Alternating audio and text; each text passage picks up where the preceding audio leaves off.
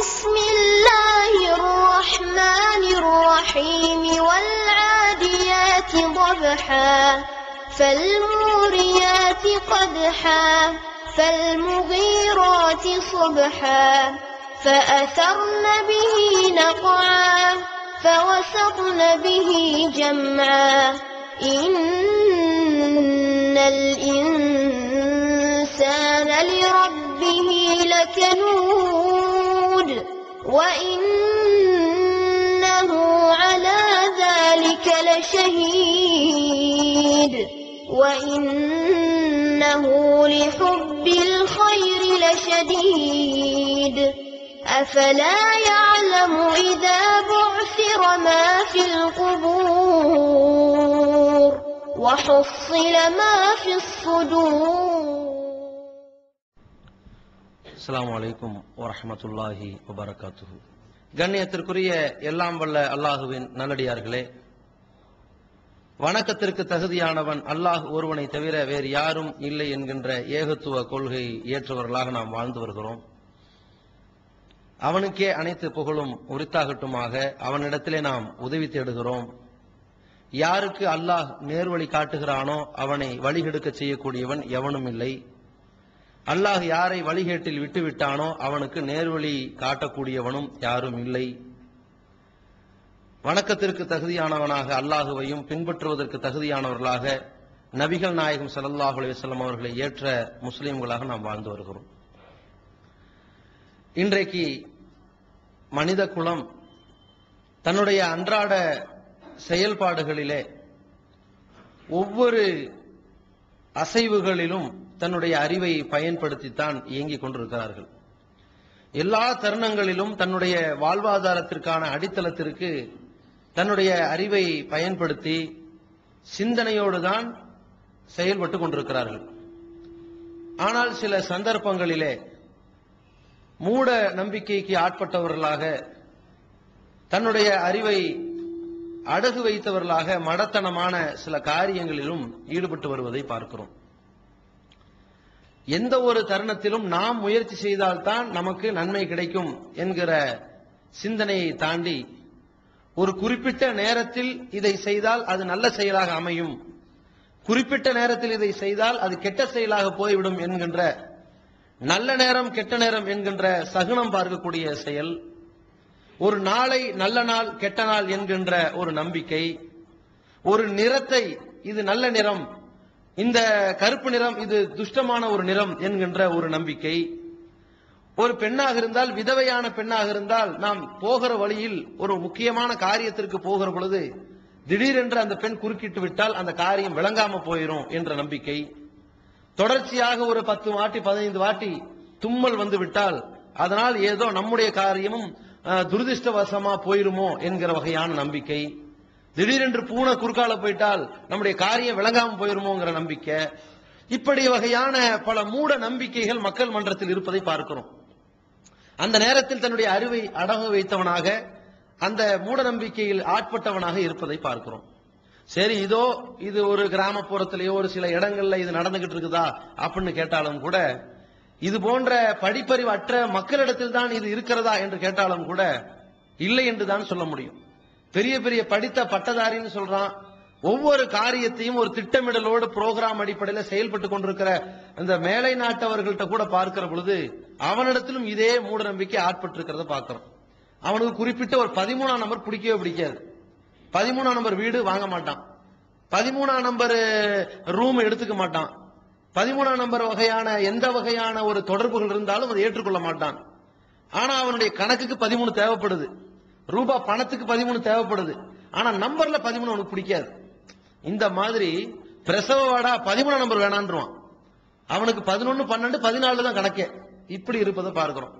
சீனர்களை பார்க்கிறோம், நாங்க எல்லா டெக்னாலஜியும் நாங்க உடைச்சிட்டு உள்ள வருவோங்கிறான். இந்த இடத்துல இவன் என்னடா அவனுக்கு 4ஆம் நம்பர் பிடிக்கிறது இல்ல, லிப்ட்ல ஏறினாலும் கூட 1வது மாடி 2வது மாடி 3வது மாடி 5வது மாடி தான் வரும், 4வது மாடி வரவே வராது, அது பிளாங்கா விட்டுருப்பான். ஏன்னா 4 அவனுக்கு துரதிருஷ்டவசமான ஒரு நம்பர். இந்த மாதிரியான ஒரு மூட நம்பிக்கையை எல்லா தரப்பு மக்களையும் ஆட்படுத்தி இருப்பதை பார்க்கிறோம். சரி, இதெல்லாம் தப்புங்க, இது மூட நம்பிக்கையான விஷயங்க. இஸ்லாம் ரொம்ப பகுத்தறிவு பூர்வமான ஒரு மார்க்கம், சிந்தனையை எடுத்து சொல்லக்கூடிய மார்க்கம், அறிவார்த்தத்துலதான் செயல்படணும்னு எடுத்து சொல்ற மார்க்கம்னு நம்ம மார்க்கத்தை எடுத்து சொல்லி அந்த மூட நம்பிக்கையை நாம் ஆதரிக்கவில்லை, அதை எதிர்க்கக்கூடியவர்களாக இருக்கிறோம்னு நாம செயல்படுத்தி காட்ட வேண்டிய ஒரு நிலையில் அல்லாஹ் இந்த சமுதாயத்திற்கு மார்க்கத்தை, இஸ்லாத்தை ஒரு கண்ணியமாக அமைச்சு கொடுத்திருக்கிறான். எல்லா மார்க்கங்களை விட, சித்தாந்தங்களை விட ஒரு பகுத்தறிவு பூர்வமான சித்தாங்களில் இஸ்லாம் ரொம்ப உயர்ந்திருப்பதை நம்ம பார்க்கிறோம். ஆனா நம்ம சமுதாயம் என்ன பண்றாங்கன்னு சொன்னா, அந்த மூட நம்பிக்கையில நாங்களும் விதிவிலக்கானவர்கள் அல்ல அப்படிங்கிற அடிப்படையில மூட நம்பிக்கையான காரியத்தில் ஈடுபட்டு கொண்டிருப்பதை பார்க்கிறோம். இன்னைக்கு இந்த மாதம் சஃபர் மாதம். சஃபர் மாதம்னா என்ன நினைச்சிருக்கிறாங்க, நம்ம முஸ்லீம்களே அதிகமான மக்கள் சஃபர் மாதம்னு சொன்னா இந்த மாதம் ஒரு பீட பிடிச்ச மாதம், இது ஒரு துரதிருஷ்டவசமான ஒரு மாதம். ஏன்னா இந்த மாசத்துல தான் நபிகள் நாயகம் ஸல்லல்லாஹு அலைஹி வஸல்லம் நோய்வாய்ப்பட்டாங்க, உடம்பு சரியில்லாம படுத்த படுக்கையா போயிட்டாங்க. அதனால இந்த மாசத்துல எந்த விதமான நற்காரியங்களும் ஈடுபடக்கூடாது அப்படிங்கிற ஒரு நம்பிக்கை இருக்கிறத பார்க்கிறோம். அதுலயும் இந்த மாசத்துல இந்த கடைசி வருமாறுங்க ஒரு புதன்கிழமை, அது ஓரங்கட்டப்பட வேண்டிய ஒடுக்கத்து புதன், பேரே ஒடுக்கத்து புதன் வச்சுட்டாங்க. அதுல என்ன செய்யணுமா, அந்த பீடையை போய் கழிக்கிறதுக்கு, இவன் ஏற்கனவே பீடை பிடிச்சுன்னு ஆயிட்டான், நம்பிக்கை வந்ததுனால பீடையும் பிடிச்சிருச்சா, இதை கழிக்கிறதுக்கு ஆத்தங்கரில் போய் குளிக்கணும். குளிக்கும் பொழுது என்ன செய்யணும், மாவிலைகள்ல கௌலம் ரப்பிர் ரஹீம்னு எழுதி வச்சு அந்த மாவிலையில தண்ணியை ஊத்தி குடிக்கணும், கொலக்கட்டையை செஞ்சு அவன் தலையில போடணும், பீடையெல்லாம் கழிஞ்சிரும் அப்படிங்கிற மாதிரியான ஒரு மூட நம்பிக்கையில் ஆட்பட்டவர்களாக நம்ம சமுதாயம் இருப்பதை பார்க்கிறோம். ஆனால் இஸ்லாமிய மார்க்கம் எப்படிப்பட்ட இந்த மூட நம்பிக்கையான விஷயத்தை தகர்த்தெறிந்து இருக்கிறது, இந்த மூட நம்பிக்கை எந்த அடிப்படையில் சிந்தனை பூர்வமாக, அறிவுபூர்வமாக மக்களுக்கு உணர்த்தி இருக்கிறதுன்னு பாருங்க. நபிகள் நாயகம் ஸல்லல்லாஹு அலைஹி வஸல்லம் அவர்களுடைய காலத்தில் வாழ்ந்த மக்களும் இந்த மூட நம்பிக்கைங்கிற ஒரு அறியாமை கால சிந்தனையில் இருக்கத்தான் செய்தார்கள். அவர்கள்ட்ட இதே மாதிரி பல நம்பிக்கைகள் இருந்துச்சு. நாளை நடக்கக்கூடிய எல்லா அம்சங்களும் இந்த ஜோசியக்காரனுக்கு தெரியும், இந்த குறிகாரனுக்கு தெரியும் என்று ஜோசியம் பார்த்து கொண்டிருந்தார்கள். அதே போல நேரம், நல்ல நேரம் கெட்ட நேரம் என்று சகனம் பார்த்து கொண்டிருந்தார்கள். பறவையை வைத்துக் கொண்டு சகனம் பார்த்துக் கொண்டிருந்தார்கள், ஆந்தையை வைத்து சகனம் பார்த்துக் கொண்டிருந்தார்கள். இப்படி எல்லாம் ஒரு நம்பிக்கை அவங்கள்ட்ட இருந்துச்சு. அதே மாதிரி வீட்டு வாசல் நுழையிற விஷயத்துல கூட அவங்களுக்கு ஒரு சகனம் இருந்துச்சு. இப்படி நுழைஞ்சா இப்படி நம்ம நுழையக்கூடாது, இப்படி நம்ம நுழையணும், இப்படிங்கிற ஒரு நம்பிக்கை. நபிகள் நாயகம் ஸல்லல்லாஹு அலைஹி வஸல்லம் எப்படி எல்லாம் அந்த மக்கள்கிட்ட இருந்து அகற்றாங்கன்னு பாருங்க. முஆவியத் இப்னுல் ஹக்கம்ங்கிற ஒரு நபித்தோழர் ரசூலுல்லாஹ்ட்ட வந்து கேட்கறாங்க, அல்லாஹ்வின் தூதரே, நாங்க அறியாமை காலகட்டத்துல குறிகாரர்கள்ட்ட போய் ஜோசியம் பார்த்து கொண்டு வந்திருந்தோம், அந்த செயலை பத்தி நீங்க என்ன நினைக்கிறீங்கன்னு கேட்கறாங்க. அப்ப நபி ஸல்லல்லாஹு அலைஹி சொல்றாங்க, இனிமேல் குறிகாரர்கள்ட்ட நீங்க போகாதீங்க, அப்படி போக கூடாது அப்படின்னு சொல்றாங்க. வேற ஒரு இடத்துல வருது, யார் இந்த ஜோசியக்காரனிடத்திலே சென்று எதையாவது கேட்பார்களே ஆனால் அவனுடைய 40 நாள் தொழுகை ஏற்றுக்கொள்ளப்படாதுன்னு ரசூலுல்லாஹி ஸல்லல்லாஹு அலைஹி சொல்லியிருக்கிறாங்க. இன்னொரு இடத்துல சொன்னாங்க, மன் அத்தா அர்ராஃபன், யார் இந்த குறிகாரன் இடத்திலே போய் ஃபயுசத்திகுஹு பிமா யகூல், அவன் சொன்னதையெல்லாம் உண்மைன்னு நம்புறானோ, அவன் எப்படிப்பட்ட நம்பிக்கை வச்சுட்டான், அல்லாஹ்வுக்கு எந்த மறைவான ஞானம், அந்த ஆற்றல் இருக்கிறதோ அந்த ஆற்றல் குதிரத்து இந்த மனுஷனுக்கு இருக்கிறது நம்பிட்டான். அதனால இவன் எப்படிப்பட்ட நிலைக்கு வருகிறான், ஃபக்கது கஃபர்லதி உன்சில அலா அபுல் காசிம், இந்த முஹம்மது ஸல்லல்லாஹு அலைஹி வஸல்லம் அவர்கள் என்ற அபுல் காசிமுக்கு எந்த இறைவேதம் இறக்கப்பட்டிருக்கிறதோ அந்த வேதத்தை நிராகரித்தவனாக இவன் மாறிவிட்டான் நபி ஸல்லல்லாஹு அலைஹி சொல்றாங்க. அப்ப குறிகாரன்ட்ட போகாதீங்கன்னு சொல்றாங்க. அப்ப இந்த முஆவியத் இப்னுல் ஹக்கம் கேட்கறாங்க, அல்லாஹ்வின் தூதரே, நாங்க பறவை சகுனம் மாதிரி ஒண்ணு பார்த்துக்கிட்டு இருந்தோம், அதை பத்தி என்ன சொல்றீங்கன்னு கேட்கறாங்க. நபி ஸல்லல்லாஹு அலைஹி சொல்றாங்க, ஸாக ஷையு தஜிதுஹு அஹதுக்கும் ஃபி நஃப்ஸிஹி, அது உங்களுடைய ஒவ்வொருவருடைய உள்ளத்திற்கு ஏற்படுகிற ஒரு மாய தோற்றம் தான், அதை நீங்க செஞ்சிடாதீங்க. வலா யசுத்தன்னக்கும், அந்த மாதிரியான சகனம் பார்த்து நல்ல காரியத்தை செய்யாமல் விட்டு விடாதீர்கள் அப்படின்னு ரசூலுல்லாஹி ஸல்லல்லாஹு அலைஹி சொல்றாங்க. இது முழுக்க முழுக்க ஒரு மாயை என்பதை அல்லாஹ்வுடைய தூதர்கள் எப்படி சொல்றாங்கன்னா, இப்ப நம்ம என்ன பார்க்கிறோம், இந்த மாதிரி ஒரு நல்ல நேரத்தில் எடுத்துக்கொண்டு 9 மணி டு 10 மணி இது நல்ல நேரம், 10ல இருந்து யமகண்டம், 11ல இருந்து ராகு காலம், இப்படி நீங்க ஒரு காரியத்தை செய்ய போனா அந்த 9 மணிக்கு ஏதோ நல்ல காரியம் வந்துருச்சு வைங்க, பாத்தீங்களா நம்ம எடுத்துக்கொண்ட டைம் தான், அந்த டைம்னால தான் இது சரியாச்சு, இப்படி நம்ம ஒரு மாயை ஏற்படுத்தி கொண்டு செயல்படுகிறோமே, அதை ரசூலுல்லாஹி ஸல்லல்லாஹு அலைஹி சொல்றாங்க, இது உங்களுடைய உள்ளத்தில் ஏற்படுகிற கற்பனை, அதற்கு கட்டுப்பட்டு போனீங்கன்னா பல்வேறு நற்காரியங்கள்லாம் தடப்பட்டு போயிடும், இதன் காரணத்தினால் எந்த ஒரு நற்காரியத்தையும் நீங்கள் தடுத்து விடாதீர்கள் சொன்னாங்க ரசூலுல்லாஹி ஸல்லல்லாஹு அலைஹி வஸல்லம். அப்படி மட்டுமா சொன்னாங்க, இன்னொரு இடத்துல கூட அல்லாஹ்வுடைய தூதரவர்கள் இஸ்லாத்துல எதுவெல்லாம் இந்த நம்பிக்கை இல்லை என்பதை ஒரு பட்டியல் போடுகிற பொழுது, லா அதுவா, தொற்று நோய் என்பது கிடையாது, இவனிடத்திலிருந்து தொற்றித்தான் இந்த நோயே உருவானது என்கிற நம்பிக்கை கிடையாது. ஒலா தீரத்தை சகுனம் பார்த்தல் என்பது கிடையாது. ஒலா ஹாமத்தை ஆந்தை சகுனம் என்பது கிடையாது. ஒலா சஃபர சஃபருங்கிற பீடை மாதமும் கிடையாதுன்னு சொன்னாங்க ரசூலுல்லாஹ். இன்னைக்கு பாக்குறோம், எந்த ஒரு காரியத்தை செய்யறா இருந்தாலும் நல்ல நேரம் கெட்ட நேரம். சரி, இன்னொரு சமுதாயம் அவங்க பண்ணிக்கிட்டு போறாங்க, அவர்களுக்கு ஒரு வடிகால் இல்ல, ஒரு சித்தாந்தம் இல்ல. நம்ம மக்கள் என்னன்னு கேட்டா, அவன் சுப முகூர்த்தமான வேலைன்ட்டானா இப்படியே இங்க மாத்தி அமைக்கணும். எப்படி காலை 10 மணி முதல் 11 மணி உள்ள முபாரக்கான வேலையில் கல்யாணம் நடக்கும்னு போட்டிருக்கான். அப்ப மற்றதெல்லாம் முசீபத்தான வேலை எழுதி வச்சிருக்கான். அப்போ இவன் நம்பிக்கை மாறிடுச்சா? அங்க ஜோசியம், இங்க பால் கிதாபு. இந்த மாதிரி பிற மத கலாச்சாரத்தை பின்பற்றி செய்யக்கூடிய இந்த செயல் மூடத்தனமான ஒரு காரியம் என்பதை புரிந்து கொள்ள வேண்டும். ஒருவனுடைய நேரத்தை வைத்து அவனுடைய வாழ்க்கை கிடையாது. இன்னைக்கு நம்ம யோசிச்சு பாருங்க, இன்னைக்கு திங்கக்கிழமை, இது எல்லாருக்கும் நல்ல நாள்னு சொல்ல முடியுமா? திங்கக்கிழமை உலகத்துல எத்தனையோ பேர் சாகத்தான் செய்யறான், எத்தனையோ பேர் பிறக்கத்தான் செய்யறான், எத்தனையோ பேருடைய வியாபாரம் நஷ்டமாகுது, எத்தனையோ பேருக்கு வியாபாரம் கூடுது, லாபம் அடைகிறான். அப்ப எந்த நேரத்தை, எந்த நாளை, யாருக்காவது ஒரு குறிப்பிட்ட ஒரு நேரத்தை, நாளை, ஒரு மாதத்தை, ஒரு வாரத்தை, இது நல்ல நாள், நல்ல வாரம், நல்ல நேரம் சொல்ல முடியுமா? ஒரு காலத்திலும் முடியாது. அல்லாஹ் ரப்புல் ஆலமீன் ஆது கூட்டத்தாரை அழித்தான். இதை வைத்து கூட சில பேர் பேசுறாங்க. அல்லாஹ் ஆது கூட்டத்தை அழிச்சான். சஹரஹா அலைஹிம் சபா லயாலின் வ சமானியத் ஐயாம், 7 இரவு 8 பகல் தொடர்ச்சியாக அந்த கூட்டத்தை அழிப்பதற்கு எடுத்துக்கொண்ட டைம். அல்லாஹ் அழித்ததை பற்றி சொல்கிற பொழுது பீடை நாட்களாக அவர்களுக்கு இருந்ததுங்கிற அல்லாஹ். இதை வச்சுக்கிட்டு பாத்தீங்களா, அவங்களுக்கு பீடை ஏற்பட்டதுனாலதான் அழிஞ்சிட்டாங்க அப்படின்னு கூட சிலர் சொல்வார்கள். அல்லாஹ் அங்கே குறிப்பிட்ட ஒரு சம்பவத்தை நம்ம பார்க்கணும். யாரை பார்த்து அவர்களுக்கு பீடை பிடித்து விட்டதுன்னு சொன்னா, பீடை நாட்களாக இருந்துச்சுன்னு யாரை பார்த்து சொன்னா? பாவிகளை சொன்னான். அந்த நேரத்தில் பாவிகள் அழிக்கப்பட்டார்கள். அதே நேரத்தில் நல்லவர்கள் அழிக்கப்பட்டாங்களா? நாள் பீடையா இருந்தா எல்லாரும் அழிஞ்சிருவான். ஆனால் அங்கே அழிந்தது பாவிகள், அபயம் பெற்றது நல்லவர்கள். அழிக்கப்பட்டது பாவிகள். அல்லாஹ்வுடைய பாதுகாவல் பெற்று தப்பித்து விட்டவர்கள் தூதர்களும் அந்த தோழர்களும். அப்ப தூதர்களுக்கும் தோழர்களுக்கும் அது நல்ல நாளாக அமைந்திருக்கிறது, அந்த பாவிகளுக்கு அது கெட்ட நாளாக அமைந்திருக்கிறது. அப்ப விஷயம் என்னன்னா, நாளில் பிரச்சனை இல்ல, அந்த நபர் மீது தான் பிரச்சனை. அவன் கெட்டவனாக இருந்ததால் அவனுக்கு அழிவு ஏற்பட்டிருக்கிறது, நல்லவனாக இருந்ததால் அவனுக்கு மீட்சி ஏற்பட்டிருக்கிறது. இதுதான் விஷயமே தவிர ஒரு நாளை கொண்டு போய் பழி போடுவது எந்த வகையிலையும் அறிவுபூர்வமான செயல் இல்லை என்பதை நபி ஸல்லல்லாஹு அலைஹி வஸல்லம் சொல்லித் தராங்க. அதே மாதிரி இன்னொரு இடத்துல கூட பாருங்க, அல்லாஹ் சொல்வதாக ரசூலுல்லாஹி ஸல்லல்லாஹு அலைஹி வஸல்லம் சொல்றாங்க, யூதீனி இப்னு ஆதம், ஆதமுடைய மகன் என்னை கொச்சைப்படுத்துகிறான். யசுப்பு தஹர, இந்த காலத்தை திட்டுவதன் மூலம் என்னை கொச்சைப்படுத்துகிறான். அனத்தஹரு யுகல்லிபுல் லைல வன்னஹார், நான் தான் காலமாக இருக்கின்றேன், இரவு பகலை நான் தான் மாறி மாறி வர செய்து கொண்டிருக்கிறேன். இப்ப அவன் என்ன செய்யறான்? இது நல்ல நேரம், இது நாசமா போன நேரம், என் நேரம் சரியில்லை. இப்படி இந்த நேரத்தை குறை சொல்வதன் மூலமாக இந்த நேரத்தை, இந்த பகலை, இரவை, இந்த நாளை, வாரத்தை, மாதத்தை இயக்கக்கூடிய இறைவனை குறை சொல்லிக் கொண்டிருக்கின்றான். அப்ப இறைவனை எதிர்த்து பேசக்கூடிய ஒரு செயலாக இருக்கின்றது. நபிகள் நாயகம் ஸல்லல்லாஹு அலைஹி வஸல்லம் அவர்கள் இது இறைவனை எதிர்த்து பேசக்கூடிய ஒரு செயல் மட்டுமல்ல, இது இறைவனுக்கு இணை வைக்கக்கூடிய காரியம் என்று சொன்னார்கள். அத்தீரத்து ஷிர்குன், சகுனம் பார்ப்பது இணை வைத்தல் அப்படின்னாங்க. நீ அல்லாஹ் மீது உள்ள நம்பிக்கையெல்லாம் அகற்றியாச்சு, இப்ப என்ன? இந்த டைமின் மீது உள்ள நம்பிக்கை. இந்த டைமா, அது கண்டிப்பா இவன் ஜெயிச்சிருவான், யாராலையும் இவனுடைய வெற்றியை தடுக்க முடியாது.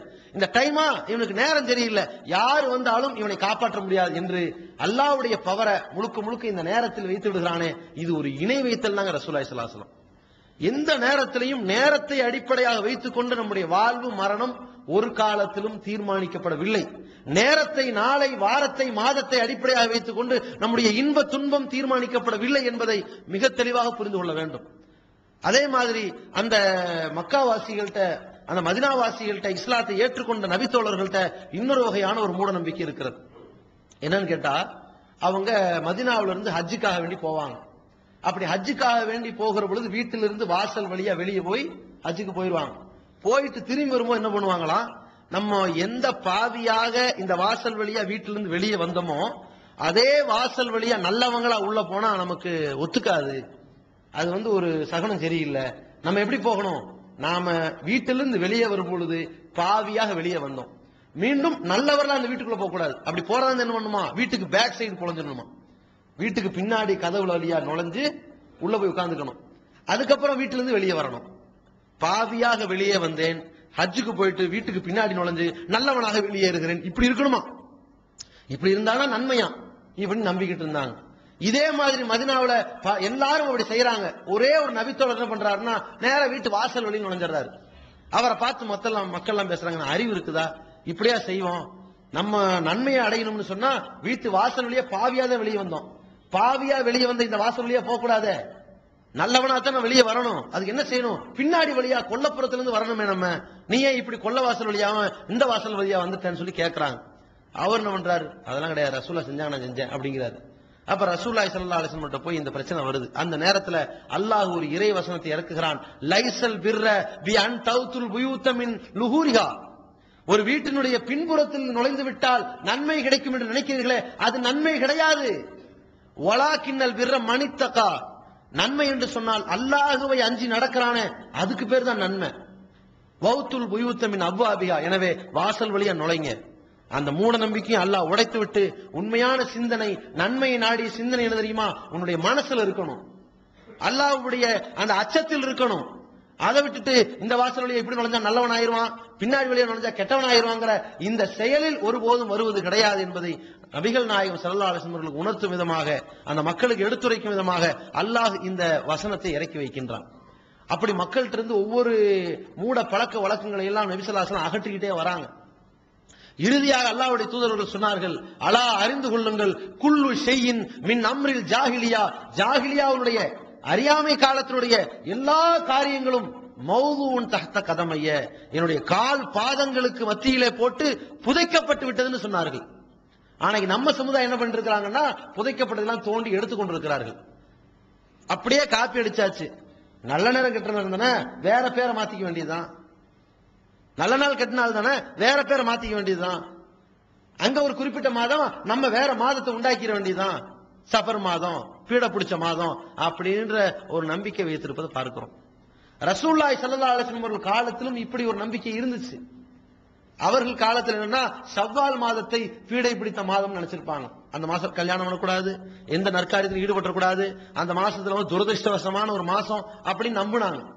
அதை எப்படியெல்லாம் ரசூலுல்லாஹி ஸல்லல்லாஹு அலைஹி வஸல்லம் உடைச்சு காட்டுறாங்கன்னா, ஆயிஷா ரலியல்லாஹு அன்ஹா அவர்கள் சொல்கிறார்கள், ஷவ்வால் மாதத்தில் தான் நபிகள் நாயகம் ஸல்லல்லாஹு அலைஹி வஸல்லம் என்னை திருமணம் முடித்தார்கள்.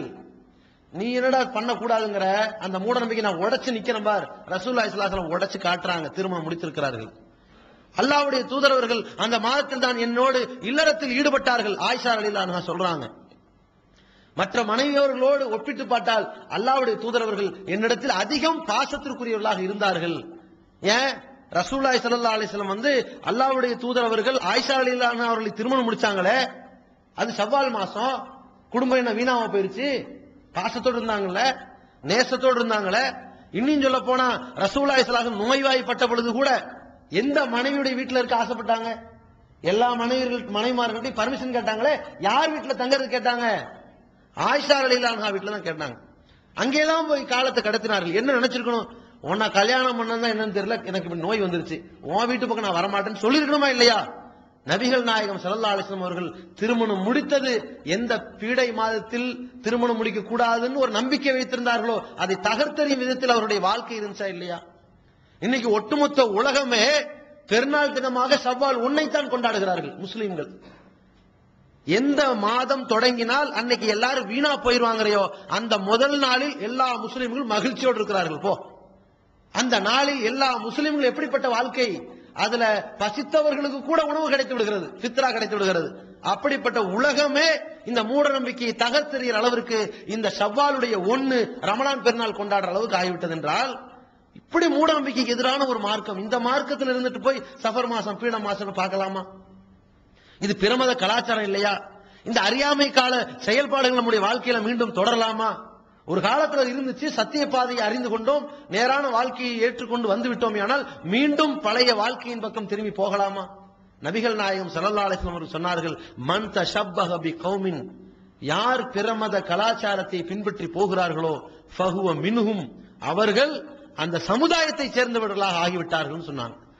இஸ்லாமிய சமுதாயத்தினுடைய வட்டத்திலிருந்து வெளியே போய்விட்டார்கள் என்று சொன்னாங்க ரசூலுல்லாஹி ஸல்லல்லாஹு அலைஹி வஸல்லம். அப்ப நம்மை இஸ்லாத்திலிருந்து வெளியேற்றக்கூடிய ஒரு செயலை செய்யலாமா? இணை வைப்பாக இருக்கிறது, இறைவனை கேவலப்படுத்துகிற ஒரு நோவினை செயலாக இருக்கிறது, ஒரு புத்தி கெட்ட ஒரு மூடத்தனமான ஒரு செயலாக இருக்கிறது. இதனால் எந்த நன்மையும் இல்லைங்கிற ஒரு யதார்த்த உண்மையும் தெரிகிறது. அந்த மூட நம்பிக்கையை ஒழித்து கட்டும் விதமாக செயல்படுகிற பொழுது அதனால் நமக்கு அல்லாஹ் நன்மையும் கொடுத்து கொண்டிருக்கிறான். இவ்வளவு விஷயம் இந்த ஒரு நல்ல நேரம் கெட்ட நேரம் பார்க்கக்கூடிய இந்த சகனத்தை தகர்த்தெறியக்கூடிய விஷயத்தில் இருக்குதா இல்லையா? யோசிச்சு பாருங்க.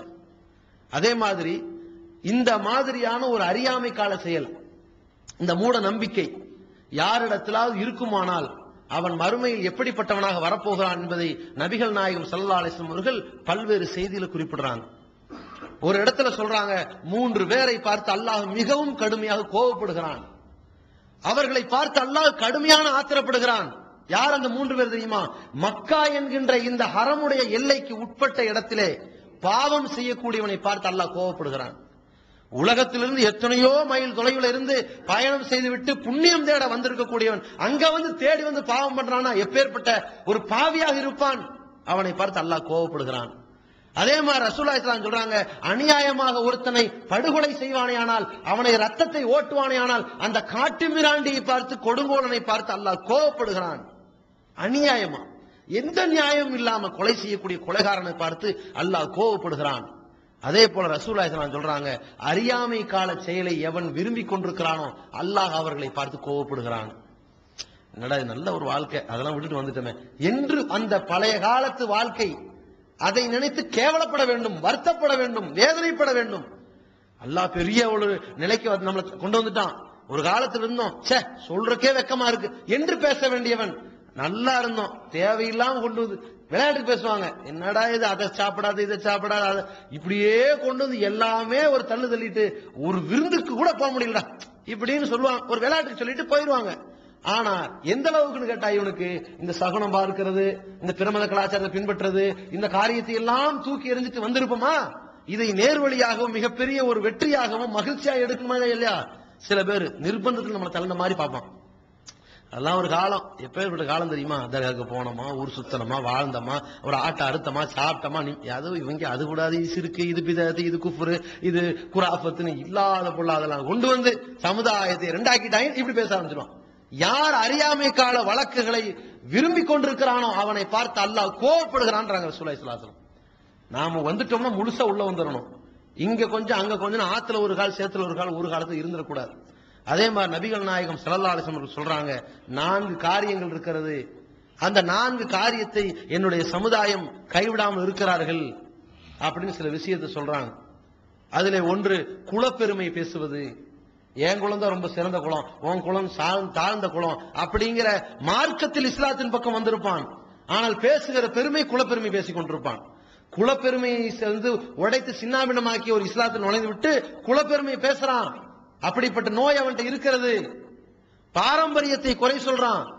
ஒரு தப்பு பண்ணிட்டான்னு வைங்களேன், அவன் கேரக்டர், அவன் வந்த சந்ததியுடைய லட்சணம் அப்படி இருக்கு, நான் என்ன பண்றது எப்படிமா?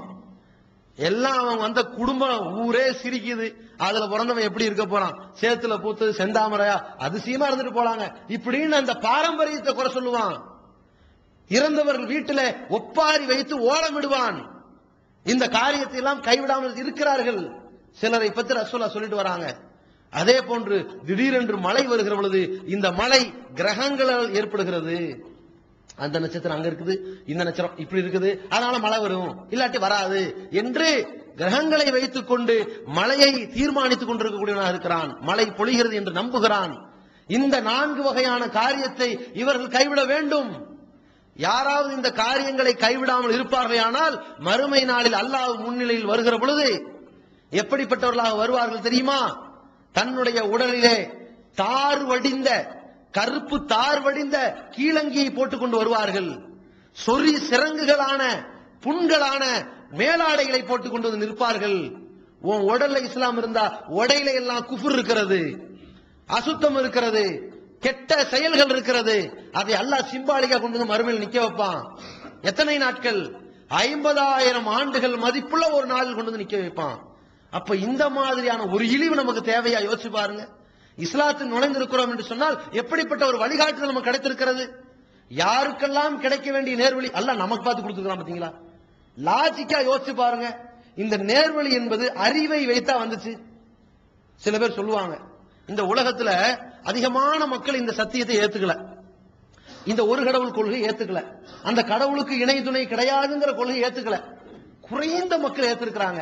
என்ன காரணம் பாய்? மக்கள் சிந்திக்காதவர்களாக இருக்கிறார்கள் நம்ம பதில் சொல்லுவோம். அதுக்காக பதிலே கிடையாது. ஏன் சிந்திக்காமல செயல்படுறாங்க?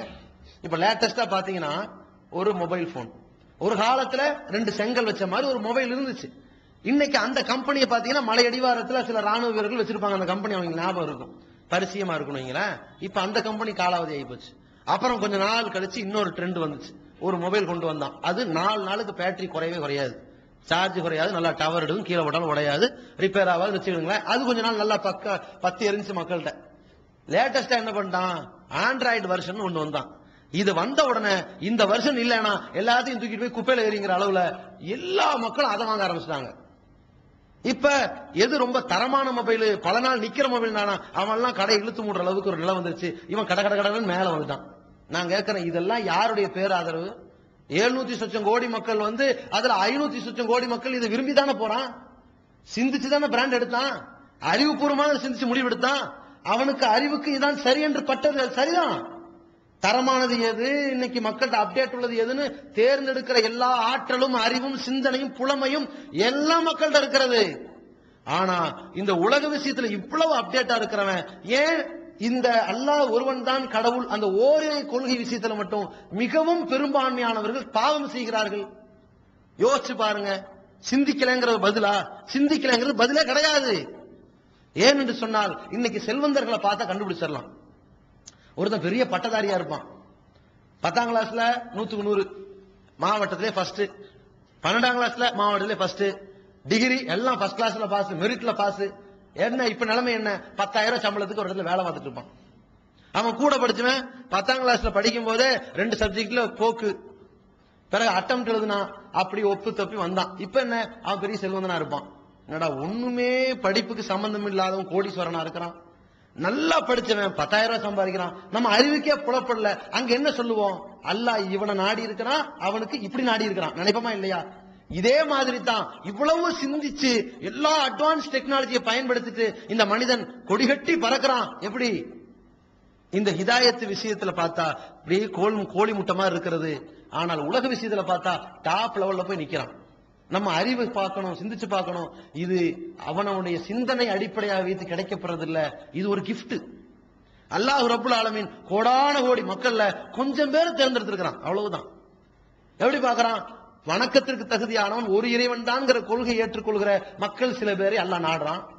அந்த சில பேரை எப்படி நாடுறான், நீ அல்லாஹ்வுக்கு இணை வைக்கிறவனா இருக்கக்கூடாதான்னு சில பேரை நாடுறான். அந்த சில பேர் எப்படி ஆக்கியிருக்கிறான், நீ தர்கா வழிபாடு வைத்துக் கொண்டு லாயில அல்ல சொல்றனா இருக்காத என்று நாடுறான். அந்த சில பேர் எப்படி வைக்கிறான், நீ தர்கா வழிபாடு மட்டுமல்ல அல்லாஹ்வுக்கு இணையாக எப்படிப்பட்ட நம்பிக்கையா இருந்தாலும் அதை எதிர்த்து நீ நிக்க வேண்டும்னு சில பேரை நாடுறான்.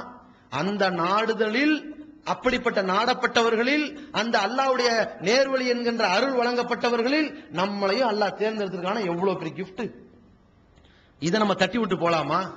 இந்த பாக்கியத்தை கைவிட்டுலாமா? அல்ஹம்துலில்லாஹி அல்லதி ஹதானா லி ஹாதா, அல்லாஹ் எங்களுக்கு இதை கொடுத்ததற்காக எல்லா புகழும் அவனுக்கு உரித்தாகட்டுமாக. அமா குன்னாலி நஹ்ததி லௌலான் ஹதான் அல்லாஹ், அல்லாஹ் எங்களுக்கு மட்டும் நேர்வழியை நாடலனா எவனாலையும் நேர்வழி காட்ட முடியாது, நாங்கள் நேர்வழி பெற்றிருக்க முடியாது என்றெல்லாம் நம்ம சொல்கிறோமே. இந்த நேர்வழிங்கிற ஒரு கிஃப்டை நாம் தக்க வைக்க வேண்டுமானால் என்ன செய்ய வேண்டும்? நமக்கு வழங்கப்பட்டிருக்கிற இந்த அற்புதமான ஒரு அறிவுபூர்வமான ஒரு சித்தாந்தம், இந்த இஸ்லாமிய மார்க்கம் சொன்ன வழிகாட்டுதல்களில் முழுமையாக பின்பற்றக்கூடியவர்களாக, எந்த சந்தர்ப்பங்களிலும் வேறு சமுதாயத்தினுடைய கலாச்சாரங்களோ மூடத்தனமான செயல்களோ அதன் பக்கம் நாம் சிந்தனையை திருப்பி விடாமல் இந்த மார்க்கத்தின் பக்கம் உறுதியாக நிலைத்து நிற்கக்கூடியவர்களாக, பகுத்தறிவு பூர்வமான ஒரு சித்தாந்தத்தை நமக்கு அல்லாஹ் ரப்புல் ஆலமீன் நமக்கு கொடுத்திருக்கின்றான். அந்த சித்தாந்தத்தின் அடிப்படையில் நம்முடைய வாழ்க்கையை அமைத்துக் கொள்ளக்கூடியவர்களாக, இந்த மூட நம்பிக்கைக்கு எதிரானவர்களாக, அதை ஆதரிக்காதவர்களாக என்பது மட்டுமல்ல, அதை எதிர்க்கக்கூடியவர்களாக நாம் இருக்க வேண்டும். இன்றைக்கு முஸ்லிம் சமுதாய மக்கள் தான் இந்த மூட நம்பிக்கையான காரியங்கள் அதிகம் மூழ்கி கொண்டிருக்கிறார்கள். அவர்களை அந்த பாவத்திலிருந்து மீட்டெடுக்க வேண்டிய ஒரு அழைப்பு பணியை நாம் செய்ய வேண்டும். அப்படிப்பட்ட ஒரு நல்ல பணியை செய்யக்கூடிய நன்மக்களாக வல்ல ரஹ்மான் நம் அனைவரையும் ஆக்கியருள்வானாக. கண்ணியத்திற்குரிய எல்லாம் வல்ல அல்லாஹ்வின் நல்லடியார்களே, நம்ம சமுதாயம் இன்றைக்கு மத்திய மாநில அளவுல பல்வேறு உரிமைகளையும் சலுகைகளையும் பெற வேண்டும் அப்படிங்கிறதற்கு ஒவ்வொரு காலகட்டத்திலையும் நம்ம போராடிக்கிட்டு இருக்கிறோம். எத்தனையோ இயக்கங்களும் இதற்கு போராட்டங்கள் நடத்திக்கிட்டு இருக்கிறாங்க. ஆனால் இந்த உரிமைகளையும் சலுகைகளையும் பெறுவதற்கு நாம் போராடுகிற பொழுது காட்டுகிற இந்த முனைப்பு, அந்த வாய்ப்பை தக்க வைக்கக்கூடிய விஷயத்தில், அந்த வாய்ப்பு நம் மீது வந்து விழுகிற நேரத்தில் அதை பற்றி பிடிக்கிற விஷயத்தில் கோட்டை விடக்கூடியவர்களாகத்தான் இருக்கிறோம். இதனால் என்ன ஆயிடுதுன்னு சொன்னா, நம் சமுதாயத்துக்கு கிடைக்கக்கூடிய பல்வேறு உதவிகள், மானியங்கள், சலுகைகள் எல்லாமே இழந்து போற நிலை இருக்கிறத பார்க்கிறோம். இன்னைக்கு வந்து இடஒதுக்கீடு வேணும் அப்படின்னு நம்ம பல ஆண்டுகள் போராடுறோம். போராட்டத்தின் விளைவாக 3% கிடைக்குது. இன்னைக்கு நிலைமை என்னன்னா, எத்தனையோ துறைகள் இருக்கிறது, வேலை வாய்ப்பு அனௌன்ஸ்மெண்ட் பண்ணிட்டே இருக்கிறாங்க. இப்ப கூட தபால் துறையில வேலைன்னு வந்திருக்குது. அதை யார் தேர்ந்தெடுக்கிறதுக்கு முயற்சி எடுத்தாங்க? படிக்கிறதுக்கு என்ன முயற்சி எடுத்தாங்க? அதை அப்ளை பண்ணி உடனே நமக்கு ஏதாவது வேலை வாய்ப்பு கிடைக்குமான்னு முயற்சி எடுத்தாங்களா? சில பேர் சொல்லுவாங்க, நாங்களா டிகிரி படிக்கல. சரி, 10வது படிச்சிருக்கோமா இல்லையா? 18 வயசு பூர்த்தி ஆயிடுச்சா இல்லையா? சரி, 18 வயசு பூர்த்தி ஆயிடுச்சு, குரூப் 4ல எக்ஸாம் எழுதுவோமே. அப்பப்போ மாநில அரசு, மத்திய அரசு ஏதோ வேலைக்கு ஆள் எடுத்துக்கிட்டு இருக்காங்க. குரூப் 4ல எக்ஸாம் எழுதுவோம். ஏதோ பாஸ் ஆயிட்டோம்னு சொன்னா ஒரே ஒரு சப்ஜெக்ட் 200 மார்க் பாஸ் ஆயிட்டோம்னா அரசு வேலை கிடைக்க போகுதா இல்லையா? நம்ம 10வது தான் படிச்சிருக்கோம்னா நமக்கு டிகிரி படிச்ச ஒரு வேலை தான் கிடைக்குன்னு ஆசைப்பட்டா, டிகிரி படிக்கிறதுக்கு எத்தனையோ திறந்த நிலை பல்கலைக்கழகங்கள் இருக்கிறது. போய் ஒரு பட்டதாரி BA MA ஆயிட்டு அதன் மூலமா குரூப் 3 இருக்கு, குரூப் 2 இருக்கிறது. இதுல பாஸ் ஆனோம்னு சொன்னா அரசாங்க உத்தியோகம் கிடைக்கும். எந்த முயற்சியும் நாங்க எடுக்க மாட்டோம். ஆனா இடஒதுக்கீடு தானே எப்படி கிடைக்கும்? இடஒதுக்கீடு மூலமா எனக்கு வேலை வேணும்னு கேட்டா எப்படி கிடைக்கும்?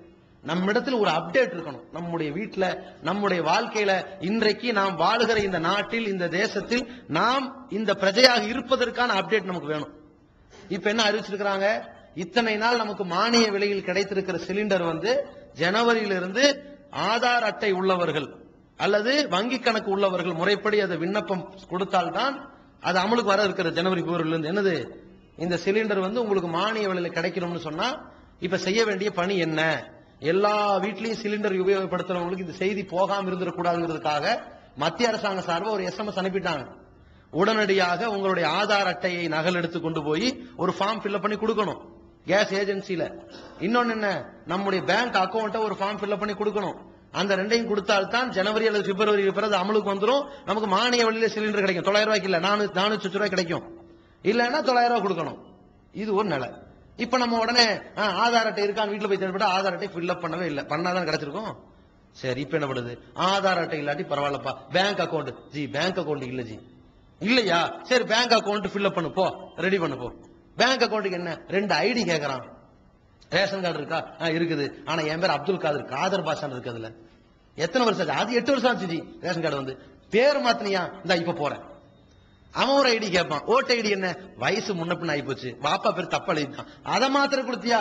கொடுத்துடலாம் ஜி. இப்ப வருது வாக்காளருடைய பெயர் அப்ளை பண்றதுக்கும் சரி, இருக்கிற பேரை மாத்திரக்கும் சரி, எத்தனையோ வழிவகைகள் இருக்கிறது. எல்லா ஊர்லயும் போர்டு போட்டு அறிவிக்கிறான். எல்லா சமுதாய மக்கள் ரொம்ப உஷாரா இருக்கிறாங்க, தெளிவா இருக்கிறாங்க, எல்லாத்துலயும் அப்டேட்டா இருக்காங்க. நம்ம பாருங்க, ரேஷன் கார்டு ஒரு வீடு குடிமாறின உடனே அந்த வீட்டுக்காரருக்கு சிலிண்டர் வரணும் இல்லையா? 20 நாள்ல நம்மள லோன்னு வீட்டுல அலைய விட்டுருவாங்க. அந்த சிலிண்டருக்கு மட்டும் இப்ப ஏதாவது ஒரு ஏற்பாடு பண்ணணும் ஒரே காரணத்துக்கு தான் ரேஷன் கார்டு அட்ரஸ் மாத்துறாங்க. இல்லாட்டி அது கூட நம்ம மக்கள் மாத்த மாட்டாங்க. சிலிண்டர் மாத்தியாச்சா, ரேஷன் கார்டு மாத்தியாச்சு. ரேஷன் கார்டு மாத்தின உடனே வேற ஏதாவது மாத்திருப்போமா? ஓட்டு ஐடி மாத்திருக்க மாட்டோம், இன்ன பிற எந்த ஆவணங்களையும் மாத்திருக்க மாட்டோம், லைசன்ஸ் மாத்திருக்க மாட்டோம், இன்சூரன்ஸ் கிளைம் பண்ண மாட்டோம். எது? வாகனத்திற்கு லைஃப் இன்சூரன்ஸ் ஆறாமாயிருமே. நம்முடைய மெடிக்கல் இன்சூரன்ஸும் வாகனத்திற்கான இன்சூரன்ஸ் இருக்குது, அது நம்முடைய முகவரி மாற்றத்தை செய்ய மாட்டோம். நம்ம வண்டிக்கு போட்ட இன்சூரன்ஸ் காலாவதியானது ரெனுவலும் பண்ண மாட்டோம். ஆனா மருத்துவ காப்பீடு திட்டத்தையும் அப்ளை பண்ண மாட்டோம். இப்படி எத்தனையோ வகையான வாய்ப்புகள் இருக்கும். ஆனால் நம்ம என்ன பண்ணுவோம்னா, எல்லாம் அல்லாஹ் பாத்துக்குவான், எல்லாம் அல்லாஹ் பாத்துக்குவான். அப்ப அந்த கொள்கையை பேசுறதா இருந்தா இடஒதுக்கீடு பத்தி பேசக்கூடாது. இடஒதுக்கீடை பத்தி பேசுவதாக இருந்தால் இவ்வளவு ஏற்பாடு செய்யணுமா இல்லையா? நம் சமுதாயம் மிக மிக பின்தங்கி கொண்டிருக்கிறார்கள். இந்த விஷயத்துல மிக துல்லியமா இருக்கணும். அதுல நாம ரொம்ப அப்டேட்டா இருக்கணும். நாம கேட்கிற ஒவ்வொரு துவாவும் என்ன? ரப்பனா ஆத்தினா ஃபித் துன்யா ஹசனா, இறைவா எங்களுக்கு இந்த துன்யாவில் நல்லதைத்தான் கேட்கிறோம். வஃபில் ஆகிரத்தி ஹசனா, மறுமையில் நல்லதைத்தான் கேட்கிறோம். மறுமையில் நம்ம நல்லா இருக்கிறதுக்கு துன்யாவில் ஓரிரை கொள்கை தேவை, அது ஏத்துக்கிட்டாச்சு. இப்ப துன்யாவில் நல்லா இருக்கிறதுக்கு என்ன தேவை? நாம செய்ய வேண்டிய முயற்சிகள் தேவையா இல்லை? யோசிச்சு பாருங்க. அப்ப பிரார்த்தனை மட்டும் போதாது, நம்முடைய பணிகளும் தேவை. விழிப்புணர்வே முதல் போராட்டம், முதல் அறம் என்பதை கவனத்தில் வைத்துக் கொண்டு நம்முடைய தேவைகளை நாமே நிறைவேற்றக்கூடிய வகையில ஒவ்வொரு சகோதரர்களும், நாம இந்த தேசத்துல வாழ்றோமா, இதில் நமக்கு மத்திய மாநில அளவில் நமக்கு கிடைக்கக்கூடிய சலுகைகள் என்ன, நம்முடைய உரிமைகள் என்ன என்பதை முழுவதும் பயன்படுத்தக்கூடிய நன்மக்களாக வாழ்வோம். நல்ல முஸ்லிம்களாக வாழ்ந்து மரணிக்கக்கூடிய பாக்கியத்தை வல்ல ரஹ்மான் நம் அனைவருக்கும் தந்தருவானாக. அஸ்ஸலாமு அலைக்கும் வரஹ்மத்துல்லாஹி வபரகாத்துஹு. الله